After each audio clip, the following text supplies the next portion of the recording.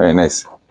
Good morning, everyone. Be'ez Hashem, Mincha is going to be at 8 p.m. Today's learning is, listen to this one, to build B'nai Torah in our community. Amen. Sponsored by Anonymous. Hazak u'baruch to Anonymous. The discussion we're going to say today is about Siman Shin Chaf He. Shin Chaf He talks about, one of the things it talks about, is one allowed to invite a Goy to a house of a Jew? Is a Jew allowed to invite the Goy to his house for a meal, for a Shabbat meal? So the halacha is very interesting.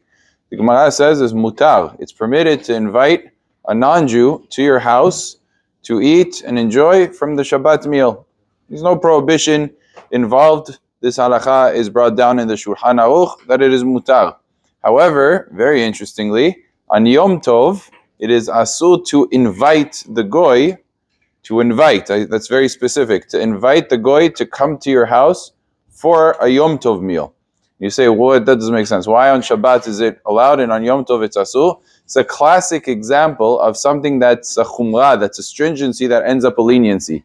On Shabbat, one of the things that we're definitely not allowed to do is cook. On Yom Tov, you are allowed to cook. There's a leniency. However, on Yom Tov, you're only allowed to cook for somebody, lachem, Jewish. You can't cook for a goy. Cooking for a goy makes it as severe as cooking on Shabbat. There's no difference between the two because the Torah only permitted cooking on Yom Tov for the Jew. So now you could see where the problem is. If you invite the Goy to come on Yom Tov, that means that you're going to be planning and preparing the Yom Tov Seudah for yourself and also for the Goy, which means you might come to add in a prohibited fashion and cook on behalf of the Goy. You're going to put more chicken, you're going to put more fish, you're going to make another dish because he likes this. And then you're doing something on Yom Tov that is totally asur to be done because that's cooking for the Goy. As opposed to on Shabbat, you're not going to be cooking on Shabbat. You're always going to be cooking before Shabbat, and there's no problem in cooking as much as you want for a Jew, a Goy, for anything. You're allowed to cook before Shabbat. There's no problem. There's no prohibition. Therefore, on Shabbat, you're allowed to invite. On Yom Tov, you're not allowed to invite, and this is why it's only on the inviting. If he comes on his own, so we don't have a prohibition. Why? Because whatever I prepared. I didn't invite him. It's only when you're inviting the Goy that it becomes problematic, because then you're going to prepare ahead of time what needs to be done. But if he comes on his own, Baruch haba, come in, and he comes and he enjoys, there's not going to be this prohibition. Now, with all of that being said, even though it's technically mutar, like I always say, something that might be allowed doesn't mean it's recommended, and doesn't mean it's a good idea to do. So a person has to have great wisdom and know every situation. There's some situations that are very different than others.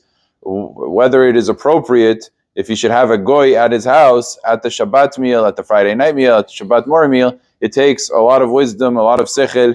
Obviously, in general, that's not the greatest way to spend Shabbat, but at the same time, a person should always consult, shouldn't take matters into his own hand.